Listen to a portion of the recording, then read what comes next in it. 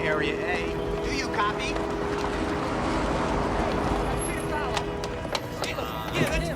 Ah, Mr. Fallow. Hi, Mr. Fallow. Welcome. Oh, Yes, please. step right out here. This way. Hi. So nice to see you. Yes, it is. I'm Mr. Fallow, Mr. Bavardage. Very nice to meet Right you. this way. We have a cart waiting here Careful for you. with that. If you don't mind, yes, we're just in a bit of a rush, so we'll just hop on our cart here and get Quite going. a few people up there This way. waiting for you, Peter. Yes, we're so honored to have you, Mr. Fallow. Well, this is really an historic occasion, Peter. It's- I know, but I'll meet you Here upstairs. we go. Oh, Mr. Fallow, I would love to take this private moment just to tell you how much I admired your book. Well, you know what Faulkner said when asked what 3 novels he recommended? Anna Karenina, Anna Karenina, Anna Karenina. If he were alive and reading, I'm sure he'd be saying The Real McCoy and the Forgotten Lamb, The Real McCoy and the Forgotten Lamb, The Real McCoy and the Forgotten Lamb. I just have to say, I know you've heard it a million times, but that scene where the mayor gets hit in the head with the mayonnaise jar, and, well, to be continued. We're on our way. Oh, Mr. Fallow, right this way. Here we go. Whoopsie daisy. Okay, excuse us, gentlemen. Coming through. I've got Mr. Fallow. Okay, now, we're moving right along. Hey, Mr. Fallow! Hey, Oh, please! Oh, get away! This should never happen. I'm so sorry, Mr. Fallow. Just watch out, Peter. Here we go. Thank you. Right this way, Mr. Fallow. Anyway, we're just going through these 2 doors here. And we'll be on our way. But I must say, if I may quote you, if I may, this, oh, look at all the busy bees. But I must say, Mr. Fallow, Mr. Fallow, if I may quote you, how in the name of God, who in the name of God would bring a half-eaten jar of mayonnaise to a public meeting, Ambassador? I'm Charles Mr. Buchanan. Fallow? This is my wife, So Stephanie, glad and to my meet you. We love your daughter, lawyers. Mr. Fallow, I read your book 15 times, and next year I'm going to take a course in it. We're gonna go up by ourselves. No, we took him. same time. Are you hungry? Yeah. That's salmon, but I really don't think you should touch that. Oh, Mr. Fallow, it's just such an honor to finally meet you. Oh my God! Oh my God! Oh, we are running a bit late. I don't know what to say. Let me see. I don't know. What's your name? Suzanne. You married? Oh, Hey, Mr. Fallow! excuse me. Mr. Fallow! Excuse me. Excuse me. Excuse me. Excuse me. Excuse me. Animal! Let's go. Let's take this. Someone needs deodorant.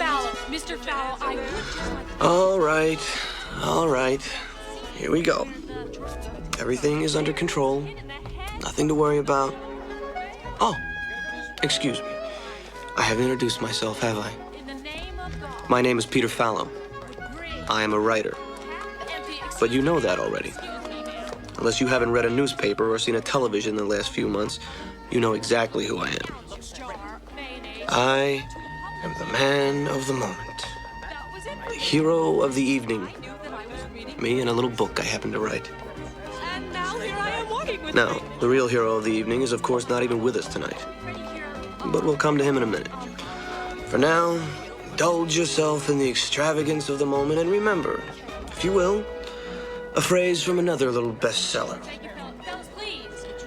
For what does it profit a man if he gains the whole world and loses his soul? Mr. Fallow, they're waiting. This is a story about such a man.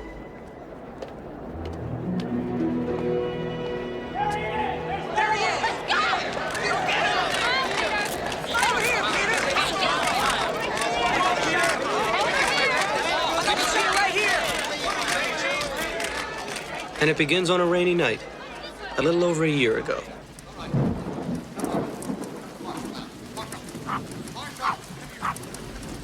Our hero, Sherman McCoy, was about to make a simple phone call.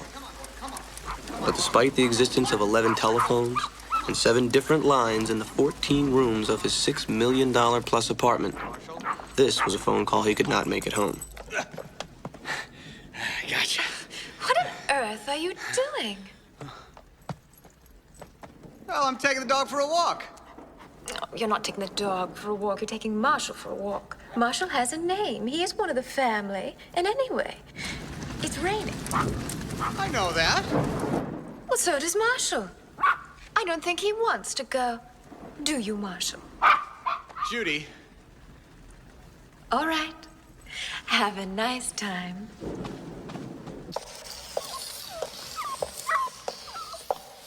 He's not happy about it, Mr. McCoy. Neither am I, Bill. Tony, sir, my name is Tony. Yeah, well, whatever. Oh, now, Marshall, come on. Let's be men about this, huh?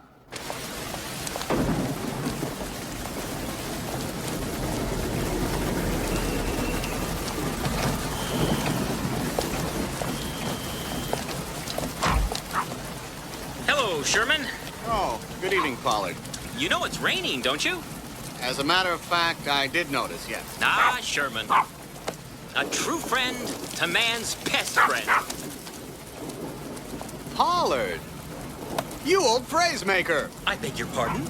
I mean, is that the best you can do? Is that as witty as we get? I don't know what you're talking about. And furthermore, if you plan on being wet when you return, I suggest you take the service elevator. Come on, Marshall. Oh, Marshall, come on. Come on now, come on, come on.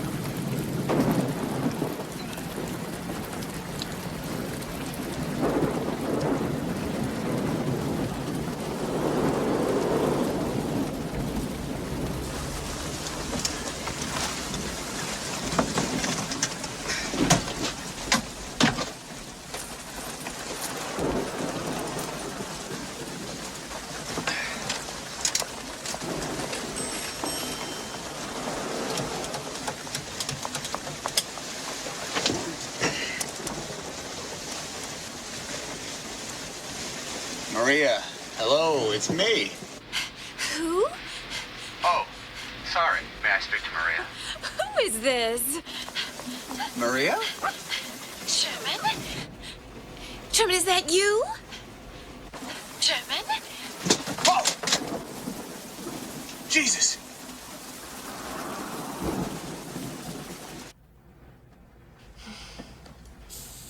Well, we're back.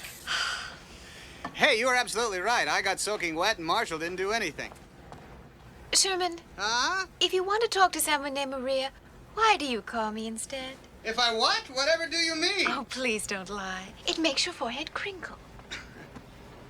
About what? Wait a minute. What are we talking about? Oh, you should see your face. I'm sorry. I don't get it. Have I missed something? You're going to stand there and tell me that you didn't call here and ask to speak to some Maria? Who? You think I don't know your voice? Judy, I was out walking the dog. Crinkle, crinkle. not on the telephone. Crinkle. Oh, no, I'm not lying. I took the dog for a walk. Then I come back in here and wham. I mean, I hardly know what to say. You are asking me to prove a negative proposition. Negative proposition! Oh, God, Sherman. Listen to the way I sound. Listen to the stress. Can you hear it? I don't want to be this person. I don't. I am thin. I am beautiful. I do not deserve this. Judy, Here's the phone. Why don't you just call it from here?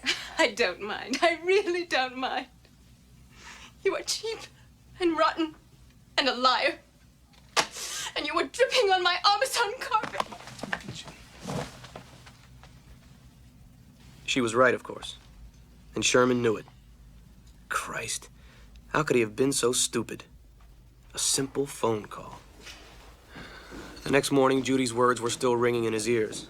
Cheap, rotten, and a liar. Campbell, honey, are we ready? I'm out of here. Whoa, hold on now, just a second. Thank you. Where's your mother? Campbell! She's crying on the life cycle. Crying on the life cycle. Like so many men before him, Sherman was no match for a woman's tears. She won't kiss me because I'm all wet. Campbell, come and give your mother a kiss.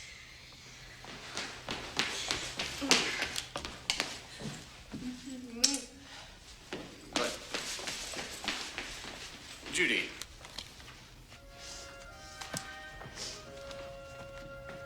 Why couldn't he just say it to her? Look, Judy, I still love you. I still love our daughter, our home, our life. But I am a master of the universe. I deserve more.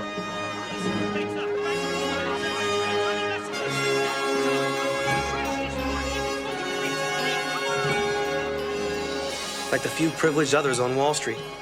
How many? 2, 3, maybe 400 at most? For these men, for these masters of the universe? And Sherman McCoy was one of them. There were no limits whatsoever.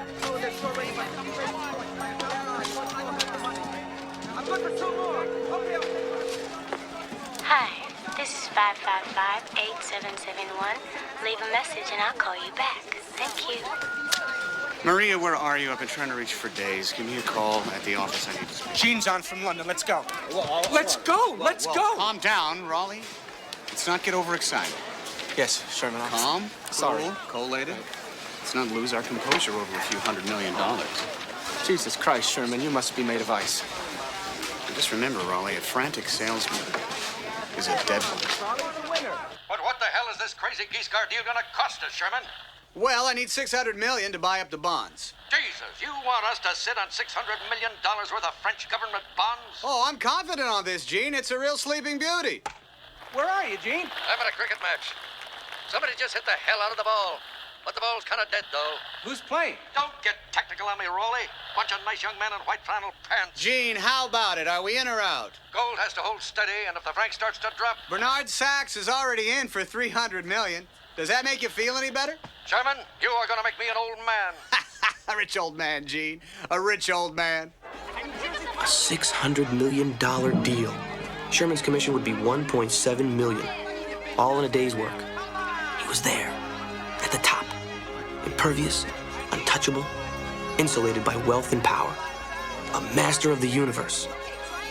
A great height from which to view the rest of the world. A great height from which to fall.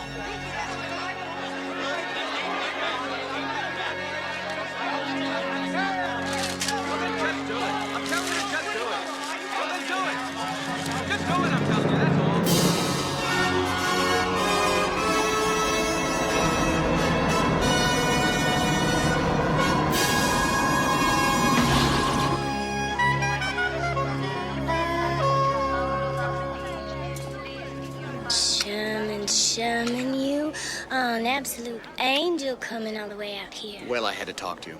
I did the most stupid thing last night. Well, are we going to talk about it right now? I'm afraid we have to. Sherman, don't you want a little poontang first? I know it has its funny side, but it isn't fun. Well, it's your own fault for getting caught like a red herring. You mean red-handed? Oh, Sherman, can't we stop talking about your wife now and head on over to our little hideaway on 59th Street and just hide away a little? I think she knows.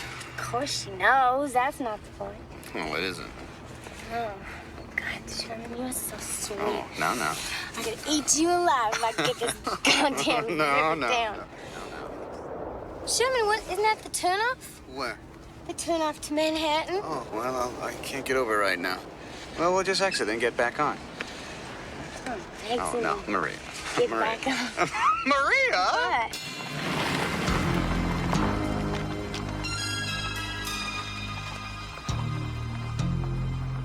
Sherman, where are we? The Bronx. Well, what does that mean? Means we're north of Manhattan. All I need to do is make a right, find a street back.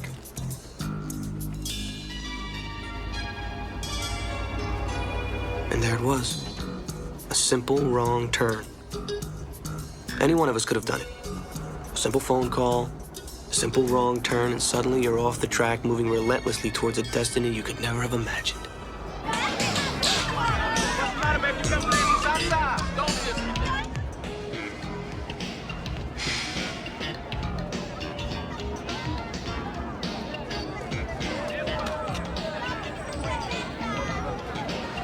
Sherman, Yes, Maria? where are all the white people?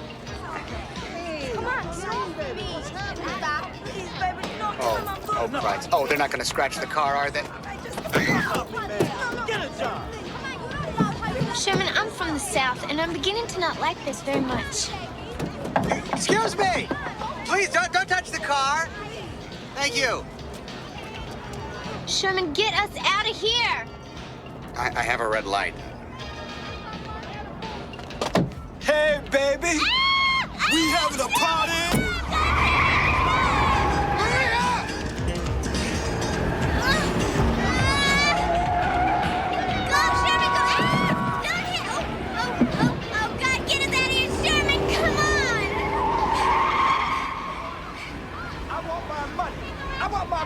Now! Oh.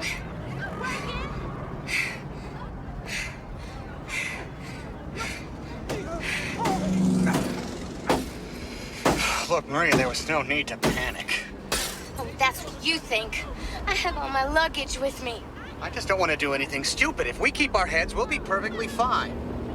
Oh, Jesus Christ, Sherman, we're in the middle of a goddamn war zone. You're worried about doing the right thing?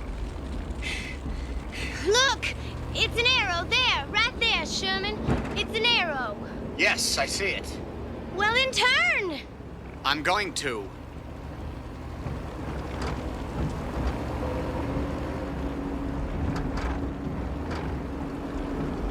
And there's the ramp back to Manhattan, see? Sherman, what's that? It's a body. It looks like... It's an animal. No, I think Is it dead? It's a wheel, that's all. It's a tire. It's a dead tire? Oh, calm down, Maria. It's just a big tire. What?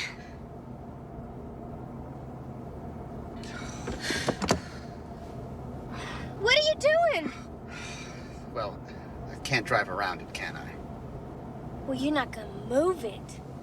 Yes, that's exactly what I'm going to do. Well, Sherman, be careful of your shoes.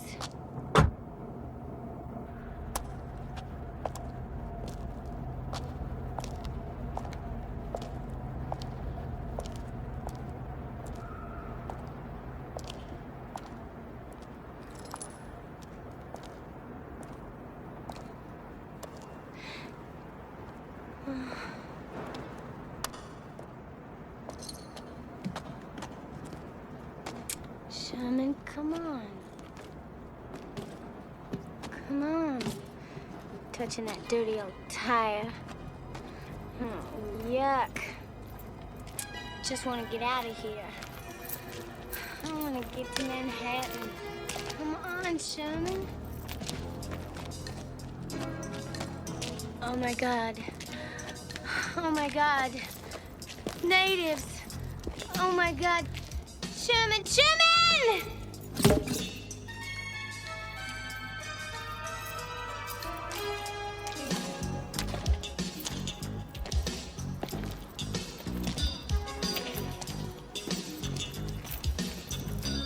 Yo, you need some help? No. No, thank you. Hi. the problem, man? Need some help or what? No, I don't think so. No, thank you very much. No.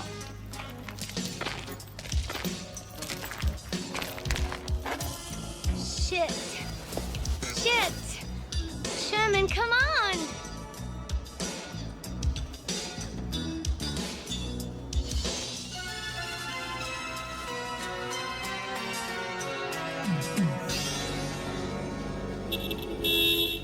Sherman. Well, excuse me. I have to go. What do you think you're doing with the tire? Oh, this is yours. Oh, well, then you take it then. Damn! Oh my God. Come on, Sherman, get in the car, quick. Here they come. Oh shit, lock the door. Just right. Damn! With the door! Hey! Get away! Careful! Oh my God! Okay, oh. Back up. I am. Get away from the car! I can't say anything, Sherman!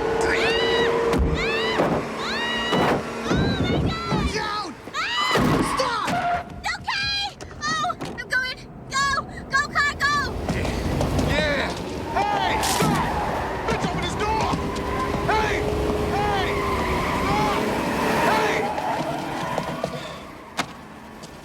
Where's the ramp? Is that a ramp? Sherman, what are we doing here? Just make a left, Marie. Make a what? Make a left? Make a left. Okay, make a left.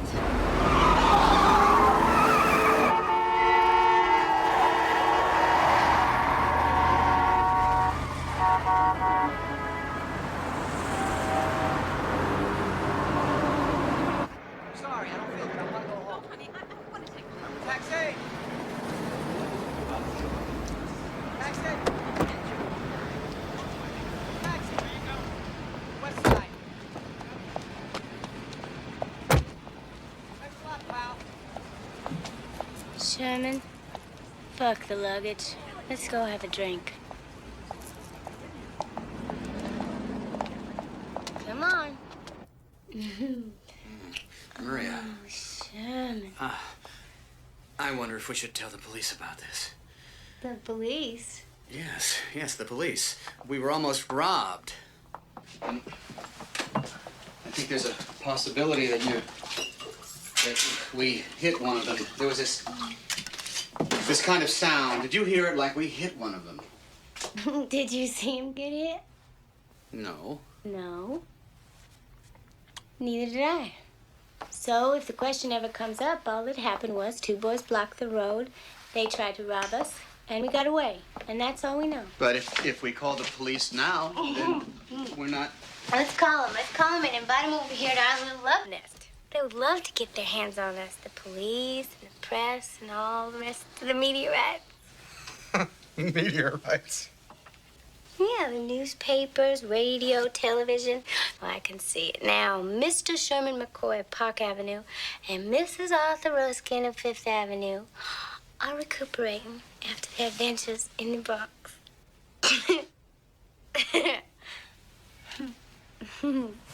Explain that one to your wife, Sherman. Yes, yeah, you have a point. Oh, no, still, I would feel better if... You don't have to feel better, Sherman. I was the one who was driving. And I'm saying that I didn't hit anybody. And I'm not reporting anything to the police. And if you're a gentleman, then you will support me in that decision. Sherman. We were in the jungle. We were attacked. Oh, it's true. We fought our way out. We could have been killed. Oh, we fought. I feel like him. We dropped the hell out of that car. Oh, but the hard part was getting into the seat, getting over that gear shift. No, it was instinct. Oh, God, and that tire. Oh, he was big, wasn't he? Oh, Sherman, He you was were big. bigger. He was big. You were great. Oh, we were both great. This could be the best sex I've had in a long time. I don't know. I still think. Oh, don't think, Sherman. Just fuck. Sonnenberg? Mr. Sonnenberg? Where the hell is Mr. Sonnenberg? All right, Mr. Lockwood, you sit down. And if and when your lawyer deigns to grace us with his 2 to presence... 6, Judge. Beg pardon? 2 to 6. Now, 2 weeks ago, he told me 2 to 6. Now, Mr. Lockwood, 2 to 6, or we go to trial. Now, nobody wants to go to trial. I'll go to trial. Approach the bench, Mr. Lockwood. Yeah, I'll approach the bench. Now, listen to me, you son of a bitch. You're a nice boy, you're young, you got a lot going for you. Try to understand me. We got 7,000 felony indictments in the Bronx every year. We got room for 650 trials. Now, you're not going to be one of them. I go to trial. You go sit down. That's what you do. And when your asshole lawyer shows up, you're going to take whatever plea bargain we give you. And you're going to kiss my ass and thank me that I didn't put you away for 25 years, which, if this case ever came to trial, is exactly what you'd get. Now, get out of my face.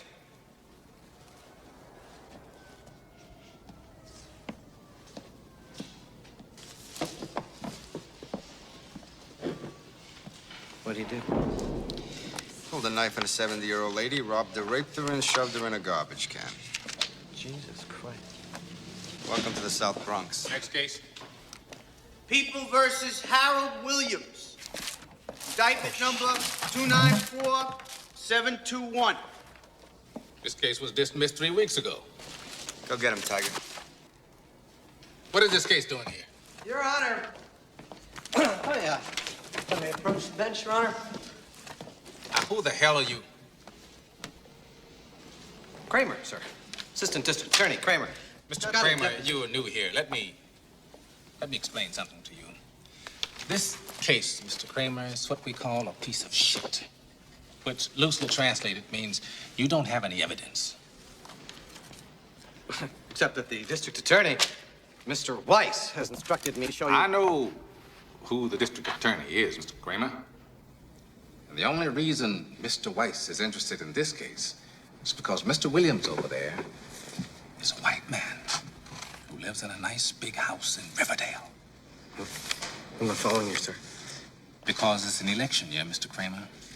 And because 99% of the people you shovel through this court are black and the other 99% don't even speak English. But they do vote. So your boss, the district attorney, Mr. Weiss, who every night dreams of one day becoming mayor of New York, what he needs is a white man. He needs to find him, he needs to book him, and he needs to throw him in jail. That way everybody likes him. The press likes him, the voters like him. You know, even your mother will like him. You following me, Mr. Kramer? I'm following you now, sir. Now, you go and tell your boss, Captain Ahab Weiss, that I know he's out there looking for the great white defendant. But Mr. Williams over there is not it. Don't take it personally. Thank you. Maybe you just didn't like his shoes. Are you on duty? Yeah, what? I'm Martin. This is Detective Goldberg. We just come from Bronx County Hospital. You got a minute? Yeah, what do you got? We got a kid named Henry Lamb. He showed up at the hospital last night with a broken wrist. Oh? So they fixed him up in emergency and they sent him home. So? Only this morning, his mother brings him back. He's got a concussion. He goes into a coma. And now they classify him likely to die. Did you talk to him? He says He's in a coma. Oh, yeah. So what else? Is that it? No. There's a nurse there busting my balls. She said the kid told his mother he was hit by a car, a Mercedes. The car left the scene. Hit and run. The mother told you this, too? No, she don't want to talk to us. She got a shitload of parking tickets, and she don't want to talk to the police. Look, what are you coming to us for? You got here as a victim who's unconscious. You got no witness, you got no driver, you got what we call a piece of shit. Ain't I right, Mr. Kramer? What we got here is a problem. You ever hear of Reverend Bacon? Oh, no, not me. Gentlemen, Kramer, this is all yours. I'll see you later. Reverend Bacon? Is my living in vain? Is my guess? This is a tragedy. A fine young man has been struck down. God-fearing, church-going, never in trouble, graduating from high school on his way to college. And somebody comes along Some rich white people in a rich white man's car, and whap! They run him down and never even stop. Now, what are we gonna do about these parking tickets? Well, first of all, Reverend, oh, I'm sorry, is it Reverend? Is, was, and always will be. Well, first of all, Reverend, we really have no evidence that there was... This is your evidence.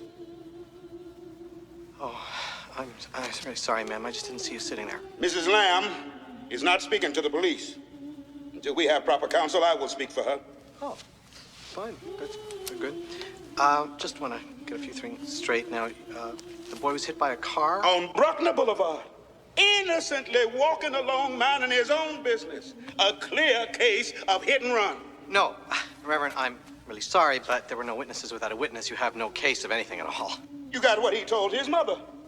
It's hearsay. I may believe it, and you may believe it, but it's just not admissible in a court of law. Look here, if this boy was born on Park Avenue and he was run down by two niggers in a Pontiac Firebird, then you'd have a case, wouldn't you? I work Park Avenue and I work Bruckner Boulevard, Reverend. There's good and bad in both places. I will do everything we can to help this lady. But there's not a hell of a lot to go on. Gentlemen, I want you to make an investment here. An investment in steam control. Steam control? That's right, steam control. Because a righteous steam is building up in the souls of my people, and that steam is ready to blow. Oh, I see. Now, on Judgment Day, I am your safety valve, because when it blows, and it will, my friend, oh, how grateful you will be that I am on your side. Yes, sir, the one nigger who can control the steam and save your lily white ass from being burned off the face of the earth, so to speak. Huh. That's good. Thank you, Reverend. We'll see what we can do. Excuse me.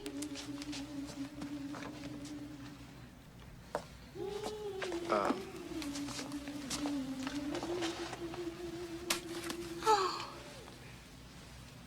Thank you. He said it started with an R. The second letter, it wasn't E or P. Those were the first two letters of the license plate. You know, we should move up here. Have you ever thought? I mean, what if we moved out of New York? Just kept a small place there in town. Save a bundle of money. What do you think? About what? Do you think we could leave New York? No. My father did it. You are not your father. She knew how to hurt a guy. No. He was nothing like his father. His father, the Lion of Dunning, Spongett, and Leach. His father, who took the subway to work every day of his life. His father, who still believed in principles and ethics, whose repeated lessons concerning duty, debt, and responsibility had whistled through his son's head. No. Sherman McCoy was nothing like his father. What's the bond? Sherman, what are you looking for in that newspaper? Huh? Oh, nothing special. But what's a bond? Yes, Sherman, do explain it. Yes, Sherman, your mother and I really want to hear this. Well, a bond is a way of lending people money. Now, let's say that you want to build a road or a hospital, and you need a lot of money. Well, what you do is you issue a bond. Do you build roads? Well, no. I don't actually build them. I think you're in over your head. Oh, here, let me try. Darling, Daddy doesn't build roads or hospitals or anything, really. Daddy just handles the bonds for the people who raise the money. That's what he said, bonds. Yes. Now, just imagine that a bond is a slice of cake. Now, you didn't bake that cake, but every time you hand a slice of that cake to somebody else, a little bit comes off. Little crumbs fall off. Really? Crumbs, huh? And you are allowed to keep those crumbs. Many a man has sold his soul for those little crumbs. Yes, and that's what Daddy does. Daddy passes somebody else's cake around and picks up all of the crumbs. But you have to imagine a lot of crumbs and a great big golden cake and a lot of golden little crumbs. And you have to imagine Daddy running around picking up every little golden crumb he can get his hands on. And that's what Daddy does. Well, you can call them crumbs if I you am want doing to. the best I can. Excuse me.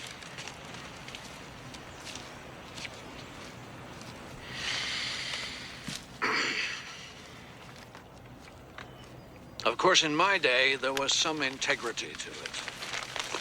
Yes, well, Now it isn't about anything, is it? Except the money.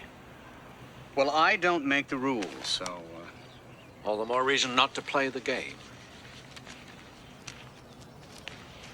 We're just having a little, It's nothing, really. It's...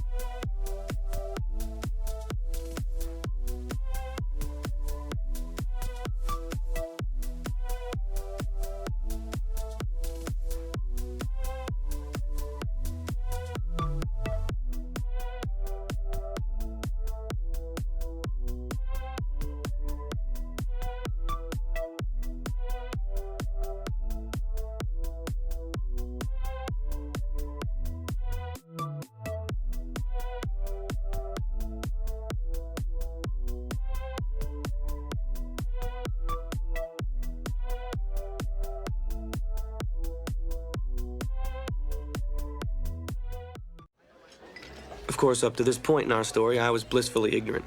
I had no idea of the storm that was gathering. Never even heard of Sherman McCoy. Hadn't the faintest notion that soon his name would be inexorably tied to mine. That his fate would be inextricably bound to my own destiny. I had my own problems. And I simply had no idea that Sherman McCoy was the solution I was looking for. You're bad. Billy. Caroline. Hello, Filippo. Caroline, you look beautiful. Caroline, you devil. Peter, you pig. Why don't you join us for a cocktail? No thanks, I'm with someone. Yes, and a very pretty someone he is, too, hey, George? Filippo Tarazzi, the artist. This is Peter Fallow, the has-been. Oh, Shantae. Filippo, we're a bit crowded this evening. Why don't you sit on top of Billy Cortez, and I'll see if I can't get Caroline to sit on my face. No thanks, Peter. The last time I sat on your face, I ended up with a yeast infection. Good evening, Peter. Good evening, Joe. No, don't get up. You know my daughter, don't you? Yes, of course. How are you this evening, Evelyn? This is one of my invisible employees, one of the many journalists who are supposed to be writing for my newspaper. You're very honored to see him. I hardly ever do. I can explain. Come have a drink with us. Thank you, no, we're having a private party in the back. Well, I haven't eaten. You know, I was at dinner last evening, and halfway through the pudding, this 4-year-old child came in dragging a little toy cart. And on the cart was a fresh turd. Her own, I suppose. And the parents just shook their heads and smiled.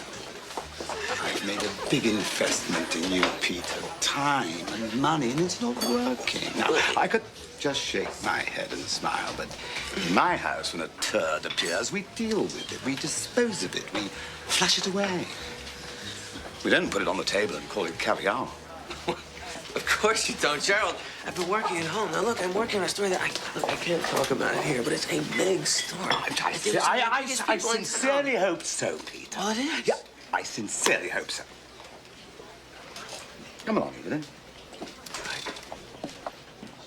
It was the end of the road for me. I could see it coming. See it coming. Christ, it was here. Come along, Evelyn. I'd had my chance, and I'd blown it away in a bottle. It was over. And I had to face up to that fact. I could always go back home. Small town, small newspaper. Or I could take the time off and write a novel or two. Or I could slit my wrists. Now, this last idea actually seemed the most appealing because, in fact, it required the least amount of effort. And then the telephone rang.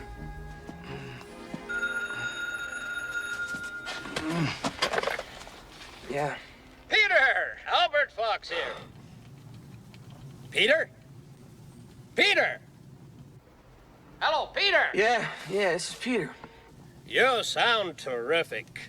Any pulse?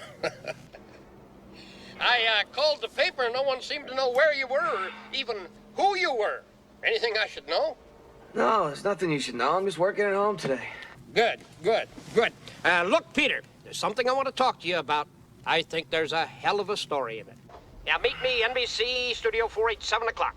Ciao. Yeah. Ciao.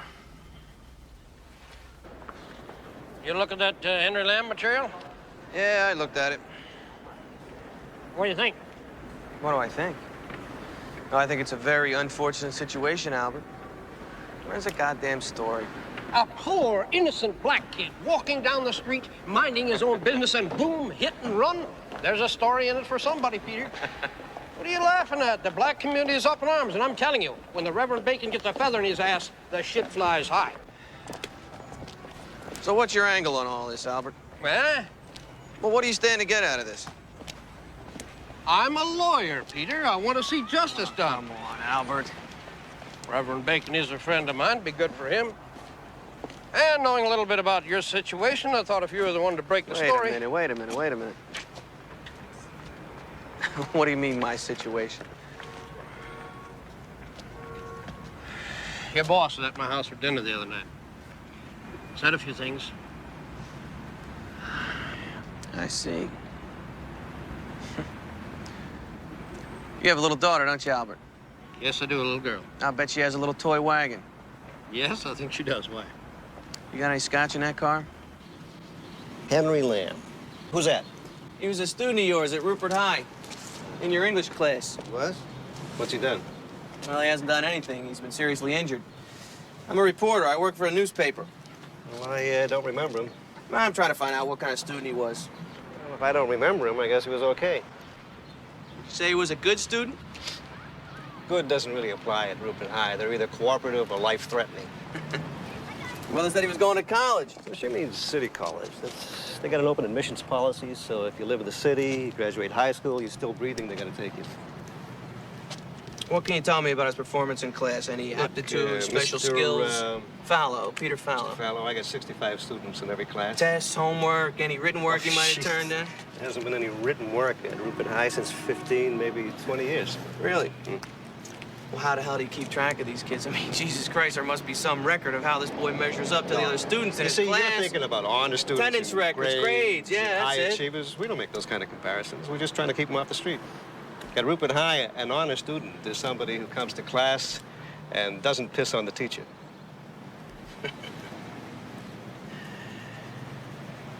Well, by that standard, then, would you say Henry Lamb was an honor student? Well, he never pissed on me. No, Bernard, look, you're exaggerating the situation. Frank is no problem. No, we can hedge that to next January, to term, or to both, whatever. No. I don't think that's necessary. Look, Bernard, we had our share of, well, hell, I wouldn't even call them problems, so let's not work ourselves up into a coma. Oh, Jesus Christ. Let me see that. No, not you, Bernard, no.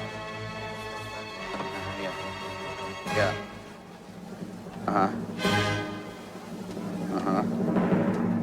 Wait, what the hell are you talking about? Oh, no, Bernard, we can't wait. We have to move on this thing now.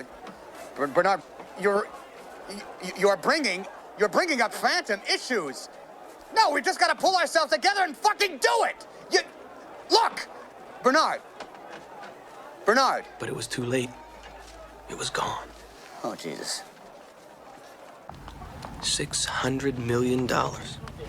On Wall Street, a frantic salesman was a dead salesman. And Sherman knew it. Sherman. Hi. You know what? I was just this second thinking about you. Where have you been? Have you seen this perversion of the truth? Don't I get a kiss first? Have you read it? Sherman, you know I only read the newspaper spasmodically. Sporadically? Maria! Maria! Who is this Peter Fallow character? He's got it all wrong. It's like he's talking... Excuse me, but what is going on here? We're installing a new intercom system, all the apartments. Super let me in. Are you Caroline Hefshank? I need you to sign a receipt. Well, I don't live here. I'm just a guest of Miss Hefshank. Just a guess. Yeah. Okay. No problem, I'm all done. Good. Thank you. That was close. What's going on?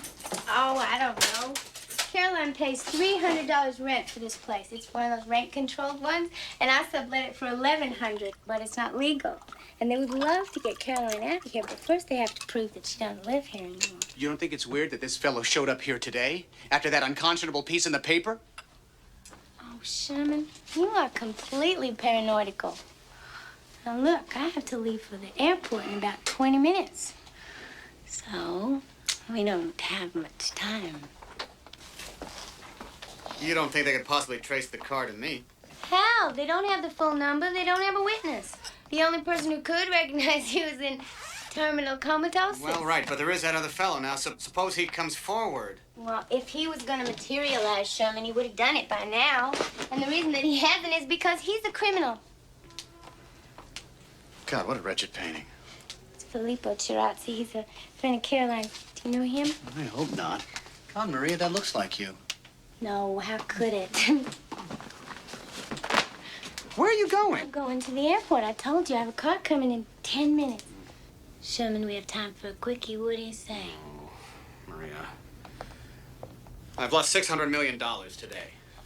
Possibly my job. I don't feel terrifically sexy at the moment. You know I'm a sucker for a soft dick, Sherman. Maria, you are incorrigible. Am I? Now, look, I suppose we could still go to the police. We could get ourselves a very talented lawyer. And put our heads right into the tiger's mouth? I'm the one who's driving the car, Sherman. Don't you think I'm the one who should make that decision? And I say no. I say no, Sherman. Trust me. Nothing is gonna come of that little newspaper article. Absolutely nothing. Thanks be to God, the morning light will be. My dear, wait over there. I'll be right with Passing over. you. Mr. Fallow, our hero. Reverend Bacon. I feel as if we already know each other. And Mr. Coursera. Reverend Bacon, so nice to see you guys. You gentlemen have an exclusive here. You understand me? Oh, I could have had every newspaper and TV station spreading this news thinly. But I've chosen only you two. And I expect big coverage. In-depth coverage. Let's go to work then, sir. Let's go.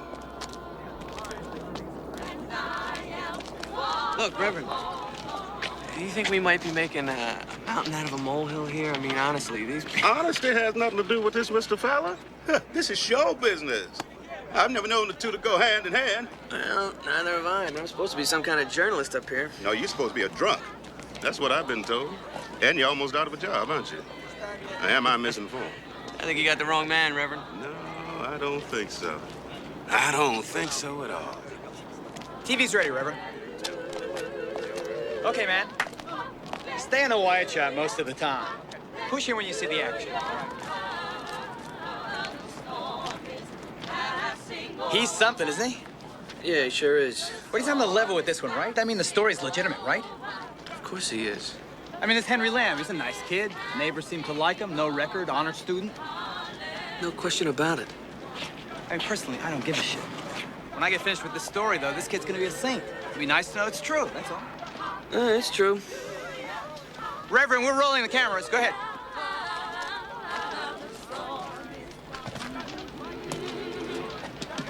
Brothers and sisters, I stand before you with a heart that is broken And I stand before you with a heart that is angry.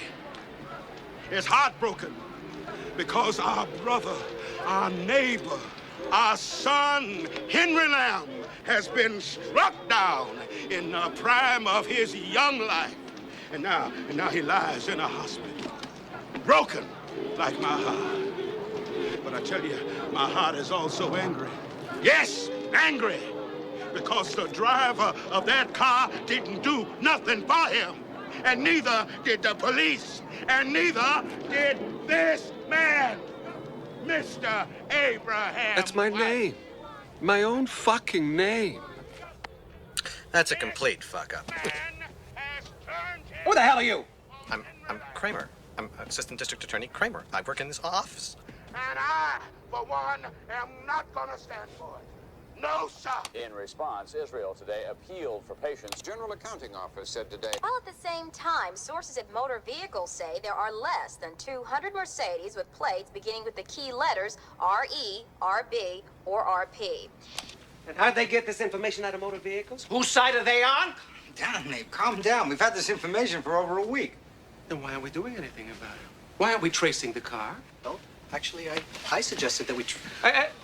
What am I, the Wizard of Oz? I don't know anything? Trace the car. Yeah. Trace the car, Abe. We don't even have a witness. We don't even know where it happened. We don't even know if it happened. Trace the car, Ray. Abe, we don't have a case, even if we find the car. Now, if we found the driver, and the driver came to us and said, oh, yeah, that's right. I hit this kid the other night, and yeah, that's right. I didn't stop. I didn't report it. I'm the one. I'm the guy. I did it. Then we got a case. Just trace the fucking car, Ray.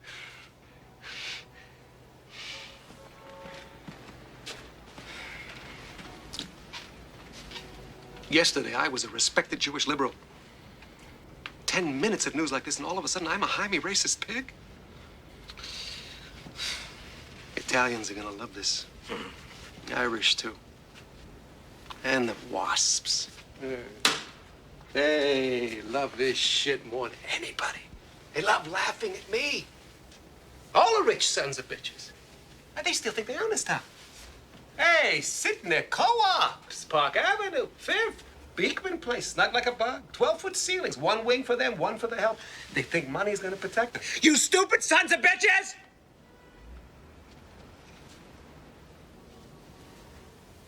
I'd like to light a fire under all their lily white asses. Let them see what this feels like. Let the whole third world see the smoke and come after them. Let them feel what it's like when every Puerto Rican, West Indian, Cuban, Korean, Albanian, Filipino black man from every corner of every borough. You don't think the future knows how to cross a bridge? You laugh. You laugh. All right. Here's what we're gonna do. We're gonna turn this thing around. If it kills us, we are gonna prove to these black motherfuckers, pardon my language, Howard, we are gonna prove to these niggers that this administration loves them, no matter what it takes. I am no racist Jaime. By November, they are gonna be thinking of me as the first black district attorney of Bronx County. Huh? Yeah. They're gonna beg me to be mayor, huh? Yeah, absolutely. We're gonna walk away with that election. No question. That's what we're gonna do. Yes. If we have to screw every white asshole from Albany to Park Avenue, that's what we're gonna do.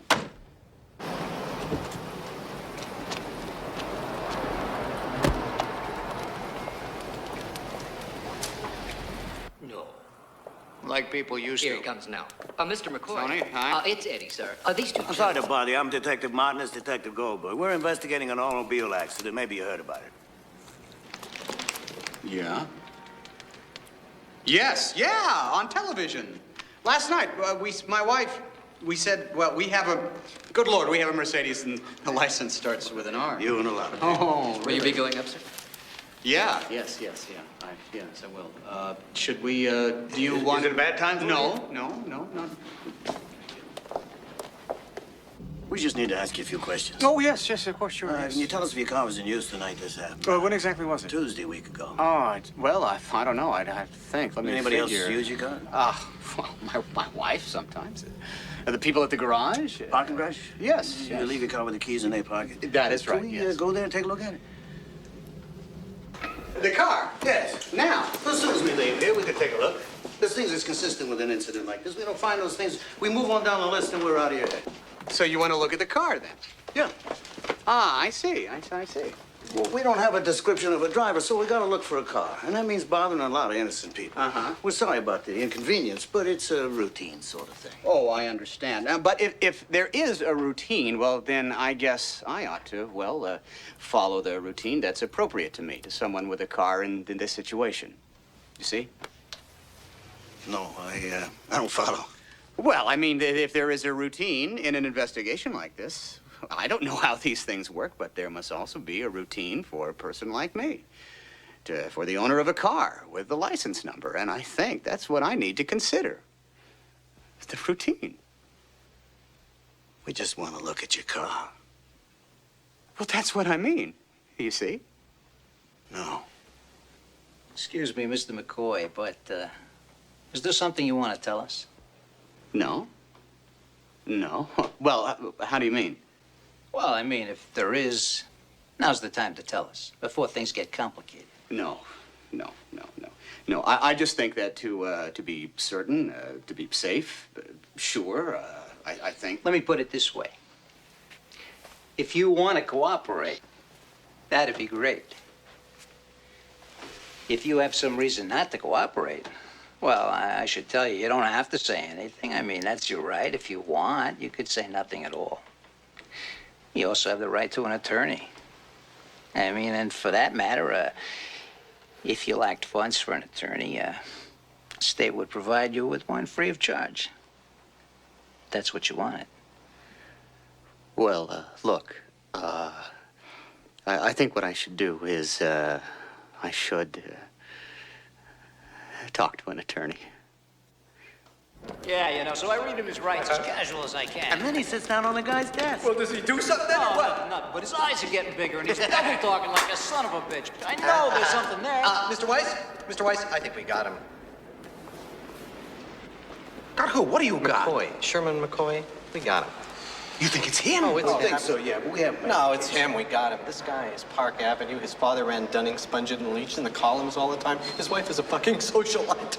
Let's just put an end to this white justice shit. Hey, we got zip on this guy. Fucking zip. You know, we could smoke him out, bring him in for questioning, and then go public. Go public with what? Your only witness is in the hospital, likely to die. No, don't listen to this shit, Abe. Come on, you gotta get to Manhattan and make a speech. Excuse me, sir, what you gotta do is you gotta send a signal out to the poor people of the city. You gotta let them know justice is blind. You gotta let them know that if you're rich and white, get the same treatment you get if you're black and poor. You gotta give the people hope. You mean we nail the wasp to the wall? I like this man. So I walk up to him and I say, I'm from legal aid. I'm your lawyer. And he says, fuck you, mother. I don't want a nigger lawyer. I want a Jew. Nice guy. It's his third drug arrest. He wants a deal. Yeah, he'll say that he was there at the scene. He'll say whatever you want him to say. Yeah, get me Aunt Rudy over in the Bronx. Tell him it's urgent about this Henry Lamb shit. Suppose this other fellow comes forward. I swear there was another fellow. He was big and he was big. I believe you. Now, it was a setup. They were gonna rip you off. Now, it sounds to me like he's got good reasons not to come forward. Now, you just sit tight. That's what you do. Look, you were recommended as the best criminal lawyer around, and I'm not disagreeing with you, but I didn't come here to... I mean, I want to preempt this whole situation. I don't want it to go any further. So what does that mean? Well, it means I want to take the initiative. I want to go to the police with Maria and just... with Mrs. Ruskin and just... tell them exactly what happened. Now, I may not know the law, but I do feel morally certain that what we did was right under the circumstances that we were in. Hey, you Wall Street honchos are real gamblers, huh? I mean, what are you, nuts? They will devour you. They will eat you alive. But why? Forget that it's already a political football. Forget about the TV and Reverend Bacon and Weiss has an election coming up. Forget about all that. And remember that when you work in a DA's office, and every day you prosecute people with names like Tiffany Latour and Sancho Rodriguez and Chong Wong and Shabazz Kazan Tamale, you are dying to get your hands on a nice white couple like you and Mrs. Ruskin. In Biscuit City, right? Now, you open your mouth, and they will arrest you. And they will make a big show out of arresting you, and it will be very, very unpleasant. That is guaranteed. Now, believe me, you do not want to be arrested in the South Bronx. Yeah. Okay, well, put them on. Well, I'll hold. Yeah, I need to talk to your friend, Mrs. Ruskin, too. I understand you went to Yale? Yeah. Yeah, you too, huh? Yes. What do you think of it? It was okay. Yeah, as law schools go. I mean, they give you the scholarly view, you know? And it's terrific for anything you want to do, as long as it doesn't involve real people. Hey, Ed Drudy, you giddy son of a bitch. How you doing? Yeah? Well, I am sitting here with Mr. Sherman McCoy. Yeah, that's right. Uh-huh. Uh-huh. Well, I don't know if he needs a lawyer. What do you think? Yeah, okay, so what does that mean? Yeah, sure. Yeah. Yeah. Yeah. We got a problem. Well, what? What is it? They're gonna arrest you. And so while Sherman faced catastrophe in his career and catastrophe in his marriage, and while the police were circling, while his entire life hung in the balance, Sherman put on his tie and went to the opera. You're Judy McCoy's husband. Yes. Have you met Aubrey Buffing, the poet? He's on the short list for the Nobel Prize. He has AIDS. Oh.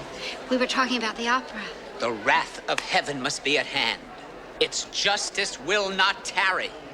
I see the deadly thunderbolt poised above his head. Suddenly, through the crowd, he saw her. Open the portal. Maria. He refuses to deny his life. And even when repentance is up. He followed her. Through the room, past the grinning faces full of boiling teeth, past the conversational bouquets, past the impeccably emaciated ladies of society, the social X-ray women. Christ, was this the world he lived in? But before he could answer the question, he saw Maria being introduced to his wife.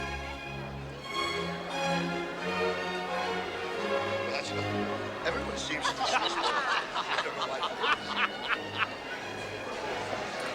Maria's just back from Italy. Oh. Yeah, she lives on airplanes. She goes back and forth in Italy like a ping pong ball. She just got a Judy? house in Lake Como. It's her Italiano. Sherman. Hey, Chandad. Have you met Natalie Boyd? No. At last. How do you do? Bobby Sheffield from the opera. Oh, yes. Hi. How do you do? And Arthur Ruskin. How do you do? Ciao. And his wife, Maria.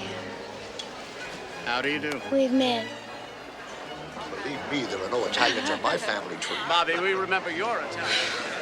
Sherman, couldn't you try just once to be a little bit interesting? I wanted you to meet Aubrey Buffing. Who? Aubrey Buffing, the poet. He's on the short list for the Nobel Prize. He has AIDS. You'll love him. Sherman, we are standing alone in the middle of the room, a married couple talking to each other. You simply don't do it. Now go and mingle. Please. And even when repentance is offered, he refuses. He refuses to deny his life, the food, the drink, the flesh. Fatal as they may be, he cannot resist them.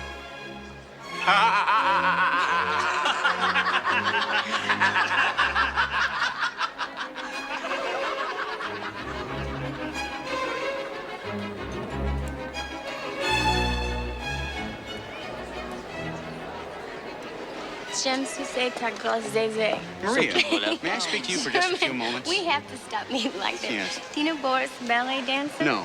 Boris Korloff, Sherman McCoy. Hello. How do you do? Здравствуйте. Nice to meet you. He's defected. You mean he defected? No, I mean he doesn't speak any English. Really? Are you sure? Yeah.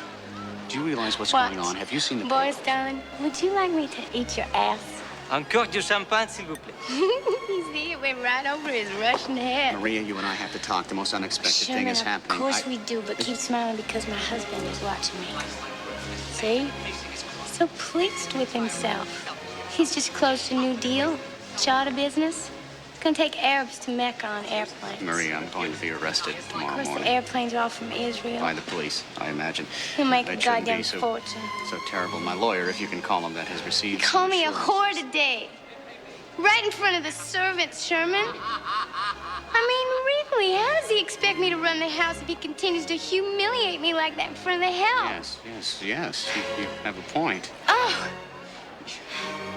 Sorry. What are we talking about? The other guy has come forward, says that I was driving the car. I'm going to be arrested tomorrow morning. Now, I need to know from you. I mean, what do you want me to say? Oh, Maria, Sherman. darling, I need your advice about something. Sherman, have you met Aubrey Buffing? My designer's gone fucked. Like so many of us now. Until death itself takes us into his arms and burns us with the fever of living, dragging us like Don Juan into the bonfires of hell. The voice of the ghost ringing in our ears. Repent! Repent!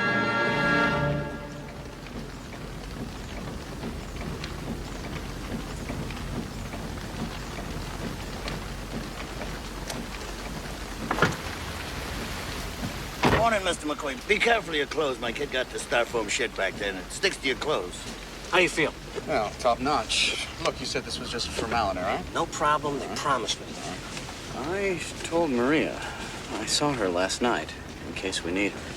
Well, that explains it. She left the country this morning. You know an Italian painter named Filippo Cerruti, something like that? Well, I don't know. Well, I think your girlfriend's got a new boyfriend.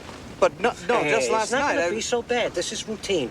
I talked to Andruti again last night. He promised me we'll be in and out of there. No problem. Nobody's gonna ever know what happened.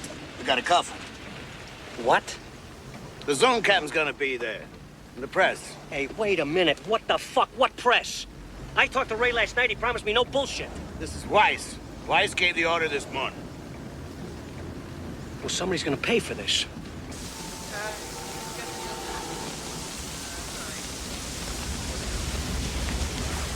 I made sure I was there that day. That day that was going to be so full of revelations. I was waiting to meet Sherman McCoy at last. But when he finally appeared... Watch it! Well, excuse me, but what the hell? Who were these people? What were they doing here?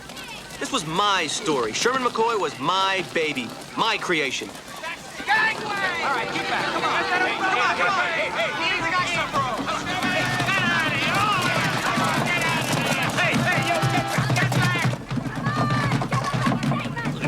Get out of here. What do you say? What? Why'd you hit that kid Sherman? Why'd you hit that Bullshit kid? reigns. Put the cuffs on. With your blind? Answer the question, Sherman. I'm going to jail, aren't I? Well, let me get out first. Now, listen to me.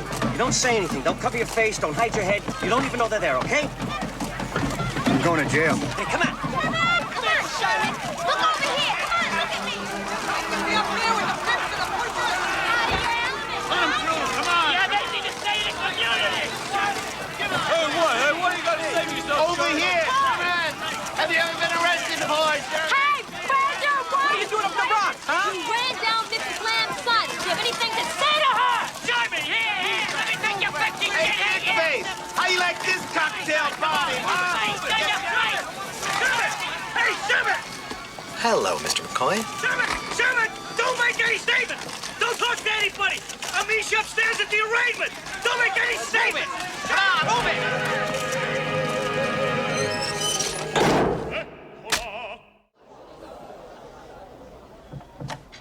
Mr. McCoy, you know the charges that are being brought against you.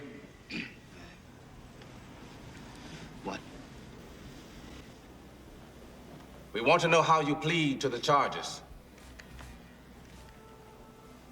I'm sorry. I'm very sorry. Please forgive me.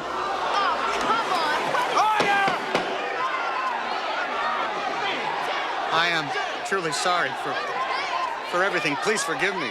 For my life, for everything. I'm truly sorry. I repent the sins. Just shut up, Sherman. Defendant pleads not guilty. Bail has been set at $10,000.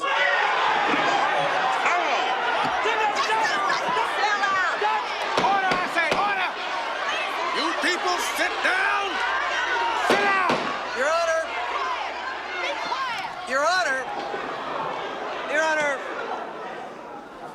not believe that it will serve the interests of justice to allow this defendant to walk free on a token bail.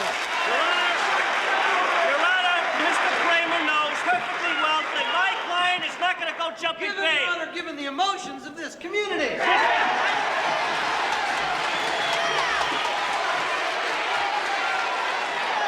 This is patent nonsense. Bail has already been agreed to. Mr. Weiss himself has instructed me to ask for bail in the amount of $250,000 cash.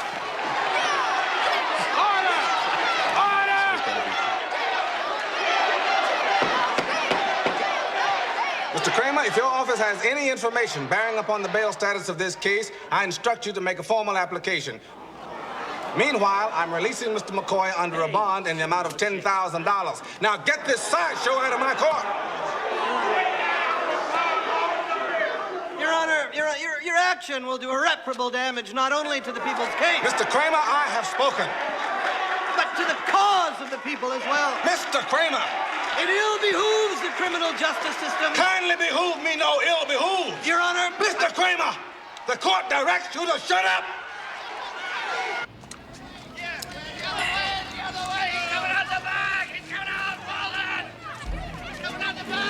Go get him. Go get him. Faster, he's getting away.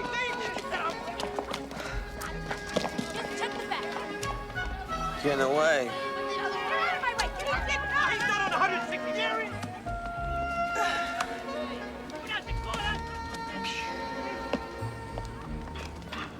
So much for my introduction to Sherman McCoy. Before we could even speak, he had been swept away. I began to appreciate the power, the magnitude, the sheer force that had been unleashed by my little story. Jackals. These dogs. Come on, slowpoke. Yapping at the heels of their prey. My God, I was one of them. Well, let them have it. Enough is enough. I summoned what little dignity I had left and decided to go home.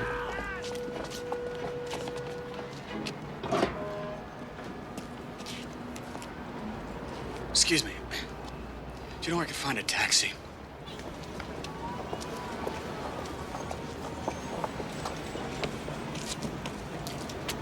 Sherman McCoy. Yeah, I know who you are. What are you doing out here?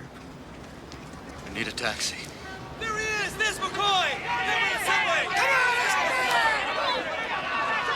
I think you need to get out of here. Come on. Come on. We'll get out of here on the subway. Come on. Come on. Oh, I don't usually travel in the subway. Well, me neither.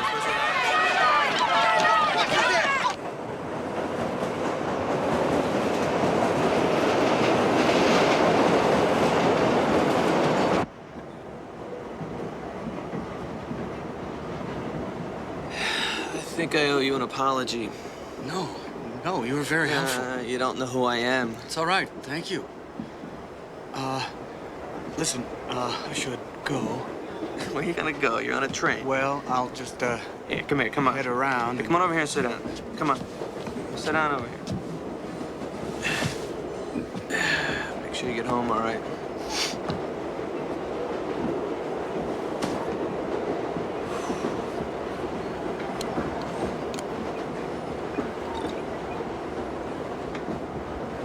You want a hit?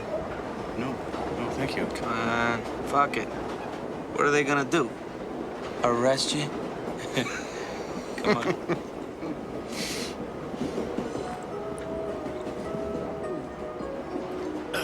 Thank you. Does this train go anywhere near Park Avenue? Not for about the last million years. Well, my father rode the subway every day of his life. Yeah? Yeah. Guess he didn't live in the South Bronx, though, huh? No. Oh, I look terrible. Huh. Look like shit. You don't smell too good, either. Oh, I think when I was in jail, I pissed in my pants.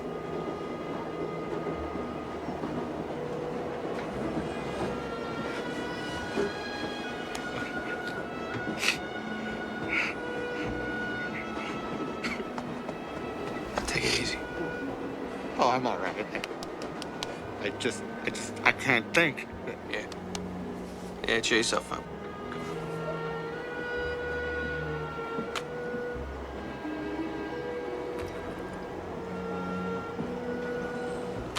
Thank you.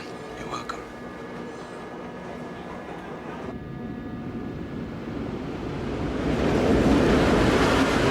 And then this newspaper thing started up, this Peter Fallow person. Everything was wrong. A total disregard for the truth. Now, why do they do this? This'll be your stop here. Everyone is calling me by my first name, like they know me, like they own me. The lawyers and the police and the newspapers. Now, how did I get to be so important? You're not important. Just dinner. Don't you get it? A week from now, a month from now, these people aren't even going to remember what they ate. Next stop, 77. Thank you for everything. Okay. I should have just called the police right away, right when it happened. But I couldn't, because it really wasn't my decision to make. But I mean, I wasn't driving the car. Come on, Ethan, get in and get out. Can't clear the doors, please. Sherman, get out. Sherman, wait a minute. Excuse me, Sherman. Going to be fine. That's fine. $10,000 bail by Leonard White is marked an enormous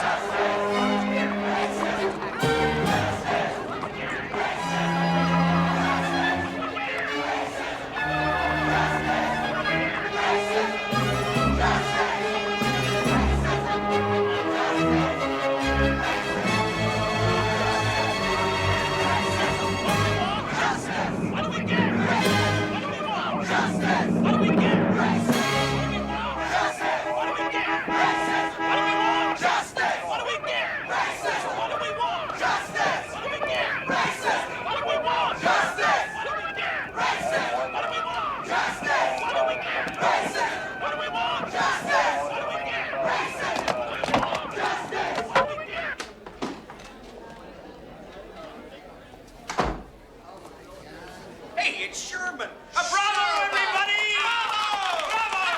Good boy, Sherman. Good boy. Take a bow,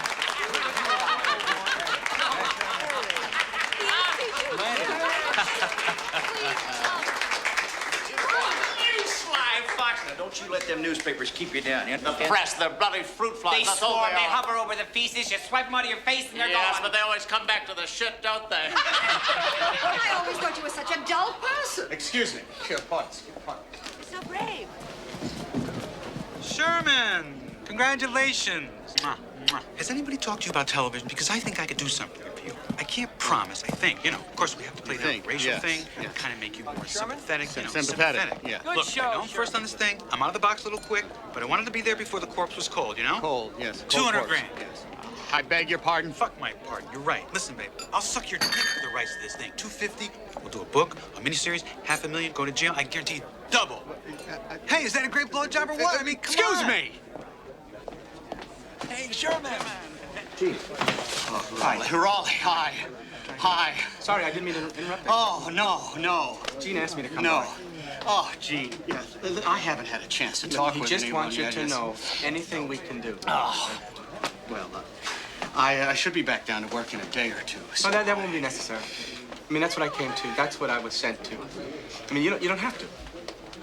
I mean, you shouldn't come down. I mean, they don't want you to come down. Oh. Jesus, Sherman, I'm sorry. Oh. But between all this and the way you handled Bernard and the Giscard deal, I mean, $600 million. Yes, no, this is final. Well, the firm feels it. I'm sorry. Excuse me.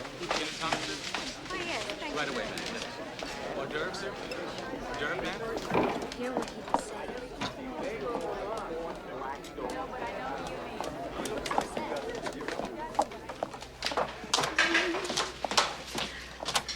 Judy, what's going on? This is a dinner party. It was planned weeks ago. If you ever bother to look at your calendar. Judy, I mean, under the circumstances. Yes, I know the whole story. I heard it. I saw it on television.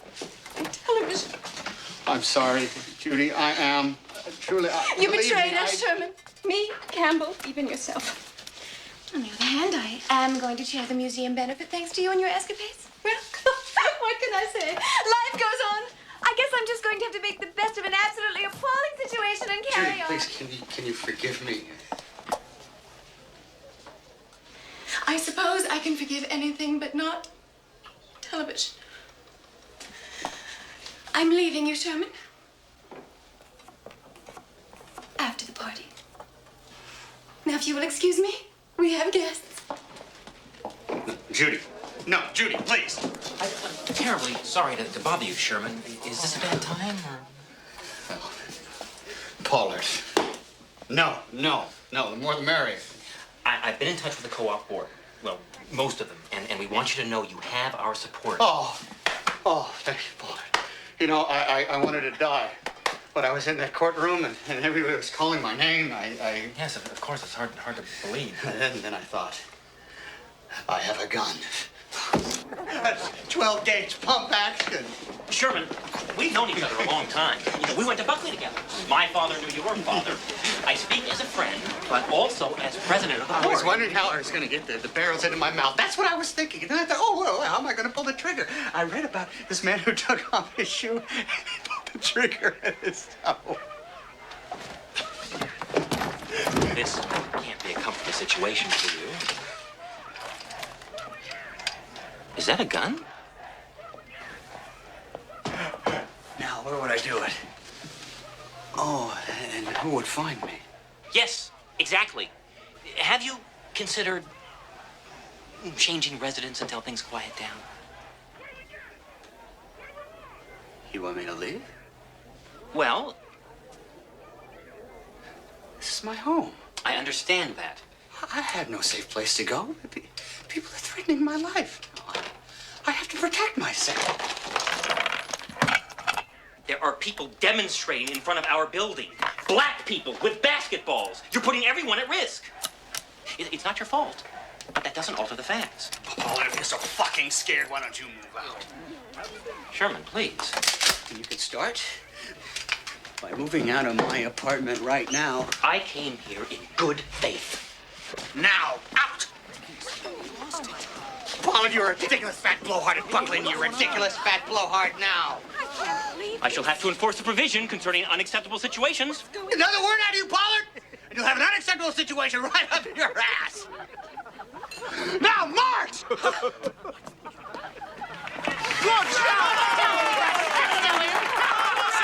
And that goes for the rest of you, too! Everybody out!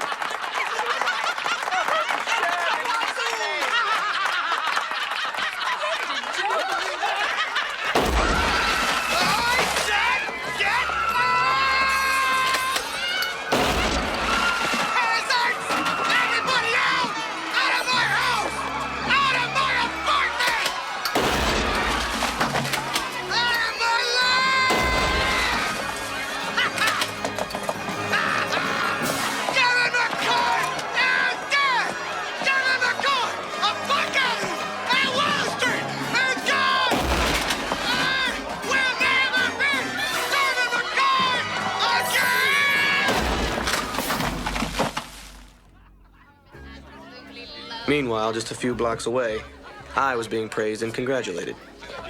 It should have been a very triumphant yours truly at Lester's, but it wasn't. My little encounter with the real Sherman McCoy was spoiling everything. The truth has a way of doing that. Daddy, dinner. Yes, of course, darling. Shall we take Peter here along with us? Hello, Alfred. I want to pay our full attention to this story, Peter. We look better and better the more we do for this lamb family. These poor little lambs. But he was the little wog. Daddy? Excuse me, Peter. Yes, John. There's a phone call for you in the office. Oh, thank you. This must be a call. I was expecting a Off you go. story. I'll see you at dinner. Thanks. Excuse me.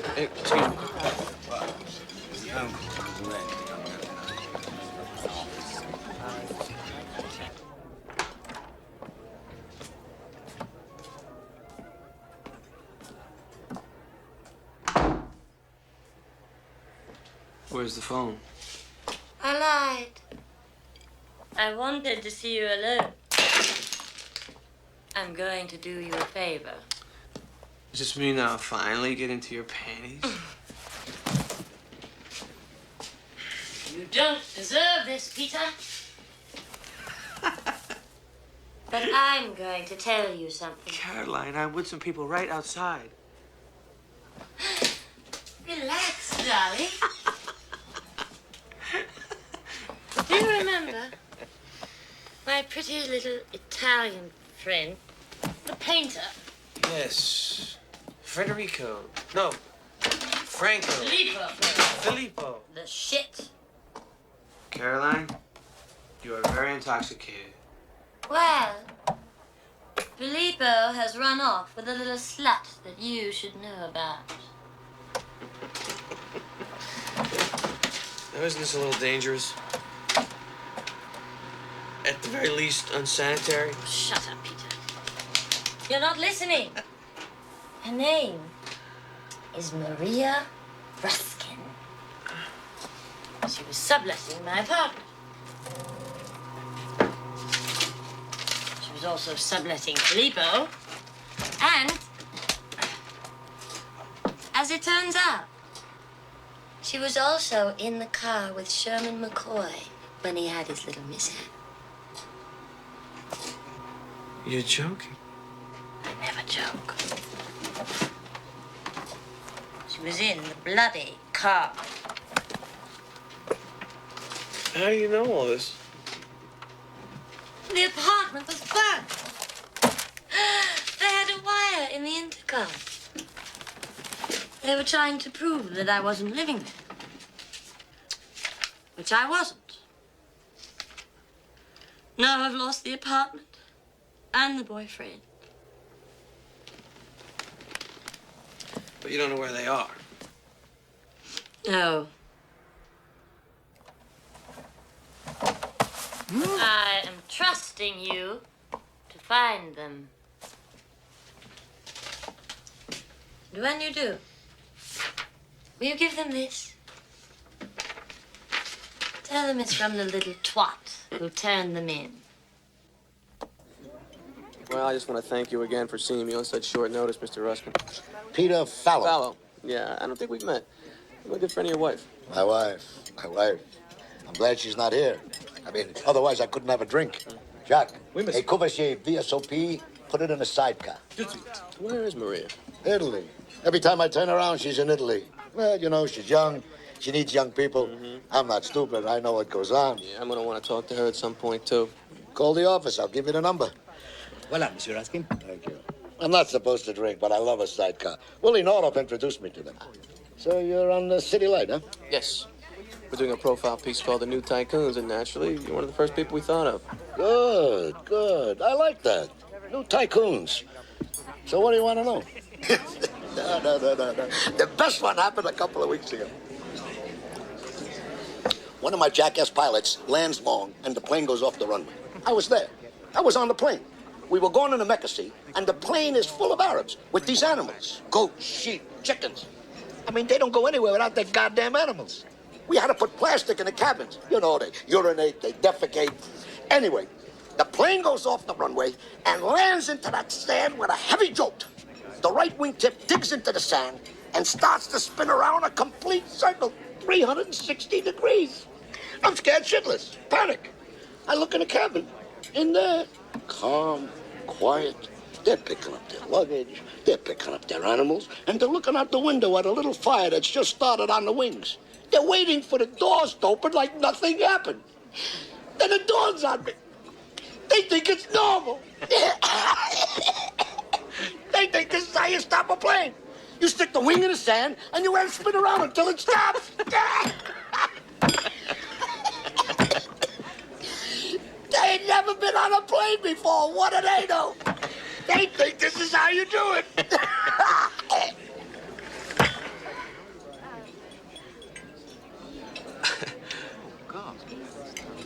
Mr. Ruskin? Mr. Ruskin? Will Pastor Ramirez please pick up the white goose? Mrs. Ruskin? Yes? My name is Peter Fallow. I wanted to express my sympathies. Oh, how very kind. Did you know my Arthur? Yes, as a matter of fact, I was quite close to him when he died. You know, I have reprobated myself over and over again for not being there. Mrs. Ruskin, I understand that you're Sherman McCoy's lover. Excuse me? And that not only were you with him on the night of his unfortunate accident in the Bronx, but that you were driving the car. Sherman would never tell you that. Well, I was hoping you could tell me what happened that night. Listen, Mr. Fallow. Peckerhead. I'm here for my husband's funeral, understand? Now go away, disappear, disintegrate. Yes, yes, yes. This story was getting better every day. I could smell it. Hell, some of it was even true. I was back on track. By God, I was a reporter again. What kind of muckraking yellow journalist are you? You print this story without so much as a by your leave to me or the Reverend Bacon here? Now, who the hell do you think you are? For Christ's sakes, Albert, just calm down. You have to keep your voices down. Look, Albert, Sherman McCoy was not driving the car. I think I can prove it. So what? This is our case. Right here, the hospital is the guilty party. The hospital? The hospital. A young man comes in with a cerebral concussion. They treat him for a broken wrist. That is our case. That is the lawsuit we're going to bring against this hospital. And that is what we have been working toward all this time. And you are confusing the issue. What about Sherman McCoy, Albert? What about telling the truth? Congratulations. You're a reporter again. But don't forget where your story came from. That's right. You our boy, Peter. You take care of us and we'll take care of you. And I promise you, that is going to be a very profitable relationship for all of us.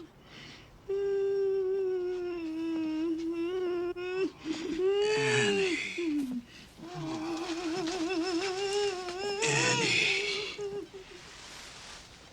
Annie, I know nothing can heal the wound that you've suffered.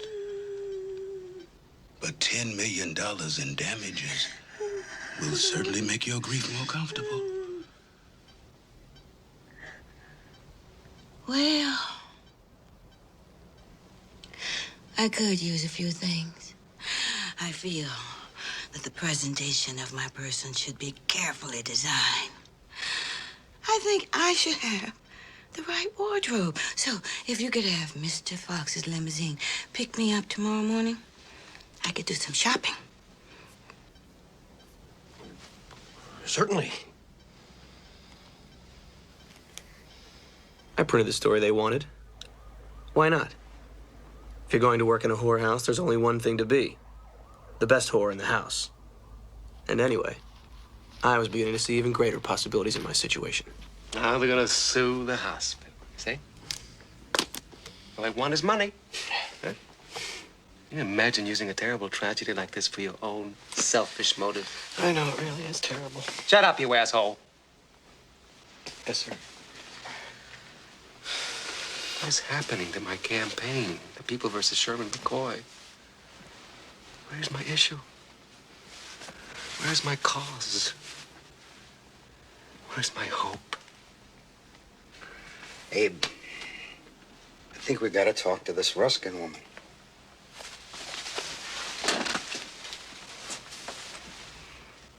You go to the press. You tell them we're going to question the woman. If she is the woman who was in the car, she faces possible charges, et cetera, huh? Okay.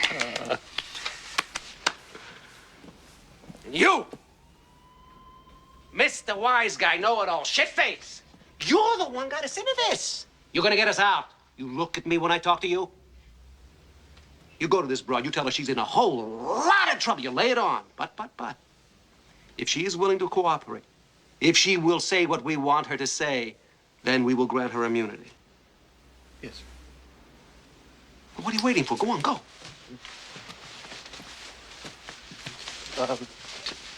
Today? Her husband's funeral is today.